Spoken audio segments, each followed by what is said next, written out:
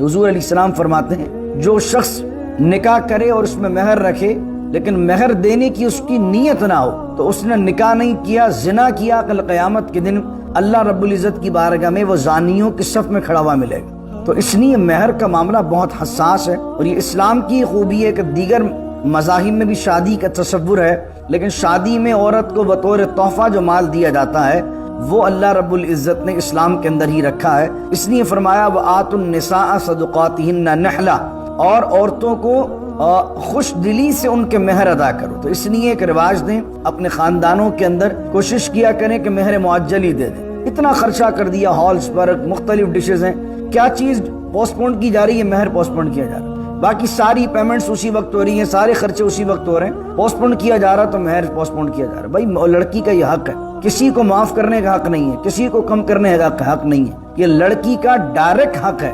لڑکی ڈائریکٹ مطالبہ کر سکتی ہے کہ مجھے اتنا مہر چاہیے۔ تو یہ عورتوں کا حق ہے۔ تو جو بچیوں کے باپ ہیں، جو بچیوں والے ہیں، بیٹیوں والے، بچیوں سے مشورہ کریں اس معاملے کے اندر، کیونکہ یہ اللہ نے عورت کا حق رکھا ہے۔ حضور علیہ السلام نے کتنا مہر رکھا؟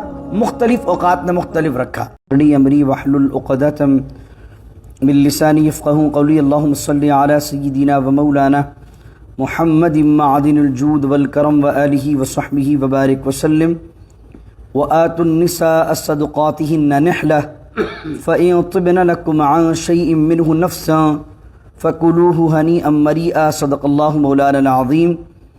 سورہ نساء کی آیت نمبر 4 ہے۔ اللہ رب العزت ارشاد فرماتا ہے اور عورتوں کے ان کے مہر خوش دلی کے ساتھ ادا کرو۔ یعنی اس سے پہلے جو تیسری نمبر کی آیت تھی اس میں اللہ نے فرمایا کہ ایک شادی کرو، 2 کرو، 3 کرو، 4 کرو، اور اگر 4 کرتے ہو، 2 کرتے ہو تو ان میں عدل کرو۔ تو ان کے حقوق میں، ان کے عدل میں ایک عدل یہ ہے کہ ان کے مہر کو ادا کیا جائے۔ اور مہر کو کیسے ادا کر رہا ہے؟ نحلہ۔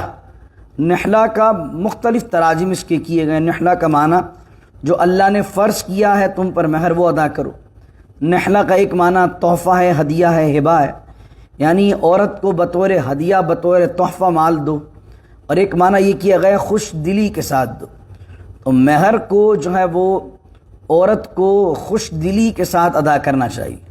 یہاں اس لحاظ سے اس معاشرے میں دن بدن ہمارے یہاں بہت زیادہ غفلت برتی جاتی ہے۔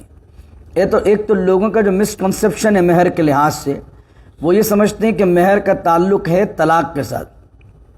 جب مہر رکھا جاتا ہے شادیوں میں، کئی دفعہ میرا تجربہ ایسا ہوا کہ جب مہر زیادہ رکھا جاتا ہے اور محض پر بحث و مباحثہ ہوتا ہے تو کوئی بندہ مجھ سے یہ بھی جملے کہتا ہے کہ مفتی صاحب آپ دعا کریں ایسی نوبت ہی نہ آئے کہ مہر دینا پڑے۔ یعنی اس کا ذہن یہ ہوتا ہے کہ طلاق کی نوبت ہی نہ آئے تو مہر دینا۔ مہر طلاق کے بدل میں تو ہے ہی نہیں، مہر ہے نکاح کے بدل میں، لیکن ہم اس کو آخری سانس تک نہیں دے رہے ہوتے ہیں کہ بھائی رشتہ ٹوٹے گا تو دیں گے شاید، حالانکہ طلاق کا تو اس کا لینا دینا نہیں ہے۔ اس کا اندازہ یوں کر لیجئے کہ ایک عورت جس کے نکاح ہوا اس کی رخصتی بھی نہیں ہوئی ہے، اور رخصتی سے پہلے اگر اسے طلاق ہو جاتی ہے تو پھر بھی وہ آدھے مہر کی حقدار ٹھہرے گی۔ تو پتہ لگا اس کا تعلق تو رخصتی سے بھی نہیں ہے، اور اگر ایک دن بھی ٹھہر کے آ گئی تو پورا مہر اس کو ادا کرنا پڑے گا۔ تو خوش دلی کے ساتھ دینا چاہیے۔ اور آج کل بہت زیادہ مہر رکھ دیتے ہیں، اور بیچ میں رکھوا کون رہا ہوتا ہے؟ لڑکی کا باپ رکھوا دیتا ہے، یا ادھر سے ڈیمانڈ ہو جاتی ہے، اپنی شان و شوکت کے لیے بڑے بڑے مہر باندھ دیے جاتے ہیں۔ اور دوسرا یہ نیت کرتا ہے لڑکے والے چلو تم جتنا مہر رکھ دو، ہمیں دینا تو ہمیں نا، ہم دیں گے تو جب کی بات ہے۔ حضور علیہ السلام فرماتے ہیں جو شخص نکاح کرے اور اس میں مہر رکھے لیکن مہر دینے کی اس کی نیت نہ ہو تو اس نے نکاح نہیں کیا، زنا کیا، کل قیامت کے دن اللہ رب العزت کی بارگاہ میں وہ زانیوں کے صف میں کھڑا ہوا ملے گا۔ تو اس لیے مہر کا معاملہ بہت حساس ہے، اور یہ اسلام کی خوبی ہے کہ دیگر مذاہب میں بھی شادی کا تصور ہے، لیکن شادی میں عورت کو بطور تحفہ جو مال دیا جاتا ہے وہ اللہ رب العزت نے اسلام کے اندر ہی رکھا ہے۔ اس لیے فرمایا وآتوا النساء صدقاتهن نحلہ، اور عورتوں کو خوش دلی سے ان کے مہر ادا کرو۔ تو اس لیے ایک رواج دیں، اپنے خاندانوں کے اندر کوشش کیا کریں کہ مہر معجل ہی دے دیں۔ اتنا خرچہ کر دیا ہالز پر، مختلف ڈشز ہیں، کیا چیز پوسٹ پون کی جا رہی ہے؟ مہر پوسٹ پون کیا جا رہا ہے۔ باقی ساری پیمنٹس اسی وقت ہو رہی ہیں، سارے خرچے اسی وقت ہو رہے ہیں، پوسٹ پون کیا جا رہا تو مہر پوسٹ پون کیا جا رہا۔ بھائی لڑکی کا یہ حق ہے، کسی کو معاف کرنے کا حق نہیں ہے، کسی کو کم کرنے کا حق نہیں ہے، یہ لڑکی کا ڈائریکٹ حق ہے۔ لڑکی ڈائریکٹ مطالبہ کر سکتی ہے کہ مجھے اتنا مہر چاہیے۔ تو یہ عورتوں کا حق ہے۔ تو جو بچیوں کے باپ ہیں، جو بچیوں والے ہیں، بیٹیوں والے ہیں، بچیوں سے مشورہ کریں اس معاملے کے اندر، کیونکہ یہ اللہ نے عورت کا حق رکھا ہے۔ حضور علیہ السلام نے کتنا مہر رکھا؟ مختلف اوقات میں مختلف رکھا۔ حضور جان عالم صلی اللہ علیہ وسلم سے 12 اوقیہ سونا جو ازواج مطہرات کا رکھا گیا وہ بھی ثابت ہے۔ اب یہ 12 اوقیہ کتنا ہوتا تھا؟ ایک اوقیہ ہوتا تھا 40 درہم کا۔ تو سید عائشہ صدیقہ رضی اللہ تعالیٰ عنہا کی روایت کے مطابق 500 درہم، درہم مانے چاندی کا جو سکہ ہوتا ہے، اس زمانے میں ایک مقدار تھی اس کی، 500 درہم اکثر جو ہے حضور علیہ السلام کی ازواج مطہرات کو جو ہے وہ مہر میں دیے گئے۔ اس کے علاوہ ایک ہیں ام المؤمنین ام حبیبہ رضی اللہ عنہا، ان کا عبید اللہ بن جحش سے ان کی طلاق ہوئی، تو ان کا جو دوسرا نکاح ہوا وہ سرکار دو عالم علیہ السلام سے ہوا، اور ان کا دوسرا نکاح کروایا کس نے؟ جو بادشاہ نجاشی تھے، جو اسلام لے آئے تھے، حبشہ کے بادشاہ تھے، جن کا ذکر ابھی تھوڑے دن پہلے میں نے کیا تھا کہ حضور نے ان کی غائبانہ نماز جنازہ بھی پڑھی۔ نبی کریم علیہ السلام نے مدینۃ المنورہ میں جب خبر آئی کہ وہ انتقال کر گئے، انہوں نے حضور صلی اللہ علیہ وسلم کا حضرت ام حبیبہ رضی اللہ تعالیٰ عنہا سے نکاح کیا۔ حبشہ میں ام حبیبہ کی ہجرت کر کے گئی تھیں، حضور کے وکیل وہ وہاں بنے۔ حضور مدینہ شریف کے اندر ہیں اور وہاں وہ وکیل بن گئے۔ اس سے یہ بات بھی ثابت ہے کہ امریکہ میں اگر لڑکا ہے اور امریکہ کے اندر لڑکا فون کر کے کسی کو کہتا ہے کہ تم میرے وکیل بن جاؤ اور میرے وکیل کی حیثیت سے جا کر تم نکاح کے معاملات کر لو، تو یہ بھی شرعاً جائز ہے۔ جس طریقے سے ام حبیبہ رضی اللہ تعالیٰ عنہا کا نکاح حبشہ کے بادشاہ نجاشی نے سرکار دو عالم علیہ السلام سے کروایا، اور حضور کی طرف سے جو مہر بادشاہ نجاشی نے دیا تھا وہ 4000 درہم دیا تھا۔ تو 500 درہم بھی حضور سے ثابت ہوا اور نبی کریم علیہ السلام سے 4000 درہم بھی ثابت ہوا۔ کم سے کم مہر حضور علیہ السلام ثابت 10 درہم بھی ہے۔ تو اب بعض اوقات لوگ سوال کرتے ہیں شادیوں میں حضور مہر محمدی لکھ دیں، مہر محمدی جتنا تھا لکھ دیں۔ اب مہر محمدی آپ کو پتہ لگا کہ سرکار دو عالم علیہ السلام نے تو مختلف جو ہے وہ مہر ادا کیے ہیں، 10 درہم بھی دیے ہیں، 4000 درہم بھی ثابت ہیں، 500 درہم بھی ثابت ہے۔ تو اب کتنے دیے جائیں گے؟ شریعت کیا کہتی ہے؟ کچھ خاندانوں میں روایات چلی آ رہی ہوتی ہیں، وہ ایک خاص اماؤنٹ ہی دے رہے ہوتے ہیں۔ پرانے زمانے میں اس خاص اماؤنٹ کی شاید کوئی اہمیت ہوتی ہے، لیکن جیسے جیسے پیسہ ڈی ویلیو ہو رہا اب تو اس اماؤنٹ کی کوئی حیثیت ہی نہیں ہوتی ہے۔ تو اس لیے اب رکھنا کیا چاہیے؟ تو مہر کے معاملے کے اندر یہ دیکھیں سامنے والے کی استطاعت کو، لڑکا خوش دلی کے ساتھ کتنا مہر اپنی بیوی کو دے سکتا، خوش دلی کے ساتھ، مجبوری اور جبر کے ساتھ نہیں۔ جبر کے ساتھ لے بھی لیں گے، اگر آپ یہ شادی میں کنڈیشن ڈال بھی دیں گے جبر والی، تو شادی کے پہلے دوسرے دن سے ہی آپس میں اختلاف اور دل میں باتیں آنا شروع ہو جائیں گی۔ دونوں کی باہمی میوچل انڈرسٹینڈنگ سے اور دونوں کی باہمی موافقت کے ساتھ پوچھ لیجئے، آپس سے مشورہ کر لیجئے۔ یہ بارات والے دن ڈیسائیڈ کرنے کی چیز نہیں ہوتی ہے، یہ ہوتی ہے خاندانوں میں پہلے سے ڈیسائیڈ کرنے کی چیز۔ جب آپ شادی کی ڈیٹ فکس کرنے جا رہے ہیں اسی وقت بات کر لیجئے، بھائی مہر کی بات بھی کر لو۔ بعض اوقات تماشا ہو رہا ہوتا ہے بارات کے اندر، مہر کی بحث وہیں ہو رہی ہوتی ہے اور لوگ پورا خاندان پورے مہمان تماشا دیکھ رہے ہوتے ہیں کہ لڑکے والے اور لڑکی والے لڑ کس پر ہیں؟ بھائی مہر پر لڑ رہے ہیں۔ تو یہ چیزیں پہلے کرنے کی ہوتی ہیں، اور نحلا کہہ کر قرآن نے کہا خوش دلی کے ساتھ۔ تو جو لڑکا ہے وہ زیادتی نہ کرے عورت پر، جتنا کماتا ہے اپنی حیثیت کے مطابق جتنا دے سکتا ہے اتنا دے دے۔ پھر قرآن کہتا ہے فَإِن طِبْنَ لَكُمْ عَنْ شَيْءٍ مِّنْهُ نَفْسًا، لیکن پھر اگر وہ عورت تمہارے لیے اس مہر میں سے خوش دلی کے ساتھ تمہیں کوئی دینا چاہے، کچھ دے دے تمہیں، فَكُلُوهُ هَنِيئًا مَرِيئًا، تو تم مزے کے ساتھ اس کو کھا سکتے ہو، تم اس کا کھانا اس کے لیے جائز ہو جائے گا۔ تو یعنی کہ اگر عورت مہر معاف کر دیتی ہے تو معاف کرنا جائز ہے، مہر کے مال میں سے کچھ دے دیتی ہے جب بھی جائز ہے۔ لیکن حضرت عمر فاروق رضی اللہ تعالیٰ عنہ نے اس آیت سے مسئلہ یہ لکھا کہ اگر عورت فَإِن طِبْنَ لَكُمْ سے مراد اگر خوشی سے دیتی ہے، اگر عورت نے زندگی کے دوران کہہ دیا کہ میں نے تجھے مہر معاف کیا، لیکن عورت دوبارہ زندگی میں 5 سال بعد کہتی ہے مجھے میرا مہر دے، تو آدمی یہ نہیں کہہ سکتا تم نے تو معاف کر دیا تھا، کیونکہ اس نے معاف کیا تھا تو مقصد کہ اس نے دل سے معاف نہیں کیا تھا، بطور مجبوری ایسی کنڈیشن میں معاف کیا تھا۔ تو عورت معاف کرنے کے بعد بھی اگر مہر کی ڈیمانڈ کرے گی تو عورت مرد پر یہ لازم ہے کہ اسے مہر دے. عورت کا مہر کبھی بھی اس لحاظ سے معاف نہیں ہوگا، عورت جب بھی مانگے گی اسے دینا پڑے گا. اس لیے بعض اوقات اس دور کے اندر عورت اگر مہر مانگ لے تو شوہر کو یہ بات بڑی بری لگ جاتی ہے، شوہر کا منہ بن جاتا ہے، حالانکہ مانگے بغیر ہی دے دینا چاہیے. پھر آگے فرمایا، یہ آیت پڑھتا ہوں، 5ویں آیت ہے، وَلَا تُؤْتُوا السُّفَهَاءَ، یہ بھی بہت اہم آیت ہے. وَلَا تُؤْتُوا السُّفَهَاءَ أَمْوَالَكُمُ الَّتِي جَعَلَ اللَّهُ لَكُمْ قِيَامًا وَارْزُقُوهُمْ فِيهَا وَاكْسُوهُمْ وَقُولُوا لَهُمْ قَوْلًا مَّعْرُوفًا. اللہ کہتا ہے نہ دو اپنے مال سفہاء بے وقوفوں کو. سیقول السفہاء، وہاں پر بھی جو ہے وہ عنقریب بے وقوف کہیں گے. اب یہاں پر بے وقوف سفہاء سے مراد کیا ہے؟ سفیہ سنگولر آتا ہے، واحد آتا بے وقوف کا، اور سفہاء اس کا پلورل آتا ہے. اللہ کہتا ہے بے وقوفوں کو، کم عقلوں کو اپنے مال نہ دو. اور وہ مال جعل اللہ لکم قیاماً، کہ جس مال کو اللہ نے تمہارے لیے قیام کا ذریعہ بنایا، معاشرے میں تمہیں سروائیو کرنے کا ذریعہ بنایا. ورزقوہم، اور اس میں سے انہیں رزق بھی دو، کھلاؤ بھی. وکسوہم، اور ان کو پہناؤ بھی. وقولوا لہم قولا معروف، اور جب بھی ان سے بات کرو بڑی معروف اور اچھی بات کرو. اب یہاں سفہاء سے مراد کون ہے؟ دو قول اس میں ملتے ہیں. ایک قول جو زیادہ مشہور ہے وہ یہ ہے کہ وہ یتیم بچے جن کے باپ انتقال کر جائے، جن کے ماں باپ انتقال کر جائیں. اب چچا کو ان کی کسٹڈی مل گئی ہے، ماموں کو ان کی کسٹڈی مل گئی ہے، کوئی ولی اور ان کے سرپرست بن گیا. اب جو مرنے والا تھا اس نے بہت مال چھوڑا ہے، بہت دولت چھوڑی ہے، اس کے بچے ابھی کم عقل ہیں، نابالغ ہیں، یتیم ہیں. تو اللہ کہہ رہا ہے ان کے مال، یعنی جو اس کے باپ کا مال ہے جو تمہاری تحویل میں ہے، وہ ابھی بچوں کے ہاتھ میں نہ دو. اس کی وجہ کیا ہوگی؟ بچے کے ہاتھ میں مال آئے گا وہ تو اڑا دے گا سارا مال. اور جعل اللہ لکم قیاما، اور مال اللہ کی نعمت ہے، فضل ہے اس کا. مال کوئی معیوب چیز نہیں ہے، حلال طریقے سے اگر کسی نے کمایا ہو تو یہ اللہ کا فضل ہوتا ہے.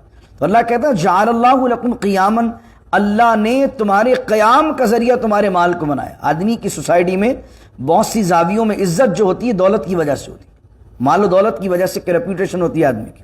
تو مال کوئی سی گھٹیا چیز نہیں ہے، بلکہ اگر حلال ذریعے سے اللہ بندے نے مال کمایا تو عزت بڑھاتا ہے وہ.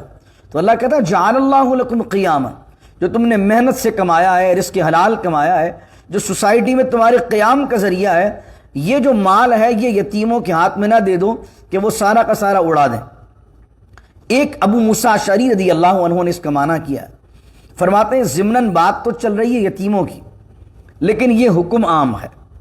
اس سے مراد یہ ہے کہ ایسے لوگ جو ناتجربہ کار ہوں، ان ناتجربہ کار لوگوں کو ہاتھ میں مال نہ دیا جائے انویسٹ کے لیے، کہ وہ تمہاری محنت کی کمائی، تمہاری خون پسینے کی کمائی ساری ضائع کر دیں. اور وہ جو مال تمہارا ہے وہ تم نے بڑی محنت سے بنایا. تو یہاں ابو موسیٰ اشعری فرماتے ہیں، ایک اور روایت ملتی ہے، کہتے ہیں یہاں اس سے مراد صرف نابالغ بچے نہیں ہیں کہ نابالغ کو نہ دو بالغوں کو دے دو. کچھ لوگ ہوتے ہیں وہ بچے بالغ بھی ہو جاتے ہیں لیکن عقل پھر بھی نہیں آتی انہیں، اڑانا، مال دولت خرچ کرنا. جس طریقے سے یہاں پر جن بچوں کو ہم لوگ اور آپ لوگ جو پاکستان سے آئے انہوں نے تو حالات کی گردشیں دیکھی ہیں، لیکن یہاں کے بچے تو جو ہے سونے کا چمچ لے کے پیدا ہوتے ہیں، ان کو کیا پتا کہ مشکلات کیا ہوتی ہیں، مسائل کیا ہوتے ہیں زندگی میں. غربت کس چیز کا نام ہے؟ جو لوگ جنہوں نے دیکھی نہیں ہے قریب سے، یا جنہوں نے غریب لوگوں کو دیکھا نہیں، تو جب ان کے ہاتھ میں پیسہ آتا تو بڑا بے درے خرچ کرتے ہیں. اور باپ کیا سوچ رہا ہوتا ہے اس تصور کے اندر، یار ہم نے برا وقت گزارا نا تو اپنی بچوں کو نہیں گزارنے دیں گے. بھائی یہ سوچ اچھی بات ہے، لیکن اس سوچ سے آپ اپنی اولاد کو بگاڑ رہے ہیں. اس کو لمیٹڈ مال دیں، کیونکہ ابھی اس میں عقل نہیں ہے کہ کتنی محنت سے آپ نے کمایا. تو اللہ کہہ رہا بے وقوفوں کو اپنا مال نہ دو، کم عقلوں کو اپنا مال نہ دو، ان کو لمیٹڈ طریقے سے دو. قرآن نے تو یہ بات کتنے عرصے پہلے کی، لیکن برٹش نے جب ہندوستان کے اندر یہ انگلستان کی حکومت تھی، اس زمانے میں جو نواب وغیرہ تھے، وہاں پر بادشاہ وغیرہ تھے، اور وہ جو علاقوں کے جو بڑے بڑے لیڈرز ہوا کرتے تھے، برٹش گورنمنٹ نے ان کی جائیداد کو ضبط کر لیا تھا. اور ضبط اس طرح کیا تھا کہ سالانہ ایک خاص آمدنی جو ہے ان کی اولادوں کو دے دی جاتی تھی، کیونکہ برٹش کہتی تھی اگر جناب ان کو سارا مال دے دیں گے تو اب یہ نوجوان ہیں، کم عقل ہیں، تو یہ تو ساری پراپرٹی اپنے آبا و اجداد کی بیچ دیں گے اور بعد کی نسلوں کو بھکاری بنا دیں گے. اس لیے حضور علیہ السلام کو فرمانے کے بھی ملتا ہے، حضور نے فرمایا اپنی اولاد کو ایسی حالت میں نہ چھوڑ کر مرو کہ تمہارے بعد وہ بھیک مانگیں. تو اس لیے اپنے بچوں کو ضرورت سے زیادہ دینا بھی ٹھیک نہیں ہے. پہلے ان کو شعور آنے دیں، پہلے ان کو عقل آنے دیں، پہلے ان کو آٹے دال کا چنے کا بھاؤ پتہ لگنے دیں کہ جناب مال کمایا کس طرح جاتا ہے. نئی نئی گاڑیاں نکلوا کے دے رہے ہیں، نئے نئے موبائل نکلوا کے دے رہے ہیں، ان کو پتہ ہی نہیں کیسے مال آتا. تو اللہ کہہ رہا کم عقلوں کو مال نہ دو. اور پھر آگے کی آیت جو انشاءاللہ کل پڑھیں گے ہم، اس میں اللہ نے بتایا کہ کب دو مال، جب ان کو عقل آئے، جب ان کو شعور آئے، جب ان کو دنیا کا دین کا پتہ چلے کہ کہاں خرچ کرنا ہے، کیسے خرچ کرنا ہے، کیسے آنا ہے. لیکن اس دور کے اندر ہم اپنی اولادوں کو سہولت کے نام پر بگاڑنے کا کام زیادہ کر رہے ہیں. یہ سب ہم اپنا محاسبہ کریں گے تو ہم بہت سے لوگ ایسے ہیں کہ جو محبت کے نام پر، پیار کے نام پر، فیسلٹی کے نام پر اپنے بچوں کو تباہ کر رہے ہیں. اس معاملے میں ایک صاحب تھے، ان سے میں نے بات کی اور ان کو کہا، لیکن انہوں نے جناب اپنے بچوں کو بہت مہنگی گاڑی دلا دی. میں نے کہا بھائی کچھ نہ کچھ اس کے ساتھ آپ ایک شرط رکھ دیتے، بیٹا تم یہ کام کرو گے تو میں یہ تمہیں چیز دلاؤں گا. بچوں کی ڈیمانڈ پر ڈیمانڈ، ڈیمانڈ پر ڈیمانڈ، ڈیمانڈ بڑھتے جاتی ہیں. تو اللہ نے کہا وَلَا تُؤْتُوا السُّفَهَاءَ أَمْوَالَكُمُ الَّتِي جَعَلَ اللَّهُ لَكُمْ قِيَامًا وَارْزُقُوهُمْ فِيهَا وَاكْسُوهُمْ وَقُولُوا لَهُمْ قَوْلًا مَّعْرُوفًا. اور بے وقوفوں کو اپنے مال نہ دو جس مال کو تمہارے لیے اللہ نے قیام کا ذریعہ بنایا ہے. وَارْزُقُوهُمْ، اور اس میں سے تم انہیں کھلاؤ، وَاكْسُوهُمْ، اس میں سے انہیں تم پہناؤ. یعنی اس مال میں سے اگر یتیم مراد ہے یہاں پر تو اس میں سے اچھا کھلاؤ، اچھا پہناؤ. جہاں کھانے کا، پینے کا، رہنے کا تعلق ہے وہ اچھا کرو، لیکن سارا مال ان کے ہاتھ میں نہ دو. اور وَقُولُوا لَهُمْ قَوْلًا مَّعْرُوفًا، لیکن بات اچھی کرو، ان سے سمجھاؤ، بٹھا کے رکھو. ایک صاحب کا میں کالم پڑھ رہا تھا، انہوں نے کہا ہم غریب تھے اور روزانہ ایک بھائی کو پیسے ملتے تھے اور وہ بھائی پھلے وغیرہ لیتا تھا اور سارے بہن بھائی ہم مل کے کھاتے تھے. اللہ نے ترقی دی اور میں بڑا ہوا، پڑھا لکھا، بہت ساری انڈسٹریز کھول دیں، فیکٹری کھول لی. اس کے بعد میرے بچے ہوئے، بنگلوز بنائے، اپنے لیے ایک شاندار گھر تعمیر کیا. تو اپنا غربت کا زمانہ یاد آتا تو میں نے بچے جب ہوئے تو میں نے ہر بچے کے لیے الگ الگ کمرہ بنایا. ان کے لیے کھلونے لاتا تو سب کے لیے الگ الگ لے کر آتا، اور میں ہر آسائش دنیا کی جو ہوتی ہے ان کو دیتا رہا. اس لیے کہ یار ایک وقت ہمارا تھا کہ بچپن میں 1 روپیہ ملتا تھا اور سب 1 روپے کو مل کر کھاتے تھے اور دوسرے بھائی کو نہیں ملتا تھا. اور اگلے دن دوسرے والے بہن کو ملتا تھا 1 روپیہ، تو وہ 1 روپیہ کی چیز لیتی تھی اور سب بھائی تقسیم کرتے تھے. تو وہ لکھتا ہے اپنی روداد میں، وہ کہتا ہے کہ میں ترقی کر لی، بچوں کو الگ کمرے دے دیے، لیکن آج میرے بچوں کا عالم یہ کہ اگر میں گھر میں کوئی چیز لاتا ہوں تو میرا ایک بچہ دوسرے بچے اپنے دوسرے بہن بھائی کے ساتھ شیئر کرنے کو وہ چیز تیار نہیں ہے. تو میں سوچتا ہوں کیا مسنگ ہے یار، سب چیزیں ان کے پاس ہیں، آپس میں اتنی محبت بھی ان میں نہیں ہے کہ اپنی چیز کسی کو دے سکیں. آج دیکھیں، آج ہمارے بچوں میں یہی ہے کہ ایک بچے کا شوز کوئی دوسرا بچہ پہن لے، ایک بچے کی شرٹ کوئی دوسرا بچہ پہن لے، ایک بچے کا ٹوائے کوئی دوسرا بچہ، اسی کا بھائی، اسی کی چھوٹی بہن لے لے. آپ دیکھیں گھر میں کتنا بڑا ہنگامہ ہوتا، کیونکہ ہم اس معاملے میں ان کو سیلفشنس سکھا رہے ہیں، اپنا آپ سکھا رہے ہیں کہ اپنی ذات، اپنی خواہشات تک رہنا سکھا رہے ہیں. ہم ان کی تربیت اس انداز سے نہیں کر رہے کہ چیزوں کو شیئر کرنا چاہیے، چیزیں کتنی اہم ہوتی ہیں، کتنی محنت سے آتی ہیں، یہ مال کس طریقے سے آیا. تو قرآن کریم نے ہمیں ایسا ضابطہ دیا ہے جس کے اندر اللہ نے فرمایا اس طریقے سے اولاد کو بھی تباہ نہ کرو اور نہ اپنے مال کو تباہ کرو. دعا کیجیے اللہ رب العزت سے اللہ تعالی ہمیں دین کی سمجھ عطا فرمائے. بسم اللہ الرحمن الرحیم، الحمدللہ رب العالمین والصلاة والسلام علی اشرف الانبیاء والمرسلین. ربنا ظلمنا انفسنا وان لم تغفر لنا وترحمنا لنكونن من الخاسرین. اللهم ربی اجعلنی مقیم الصلاة ومن ذریتی ربنا وتقبل دعاء. ربنا اغفر لي ولوالدي وللمؤمنين يوم يقوم الحساب.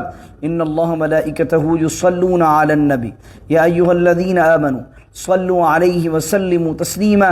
اللهم صل على سيدنا ومولانا محمد معدن الجود والكرم وآله وصحبه وبارك وسلم.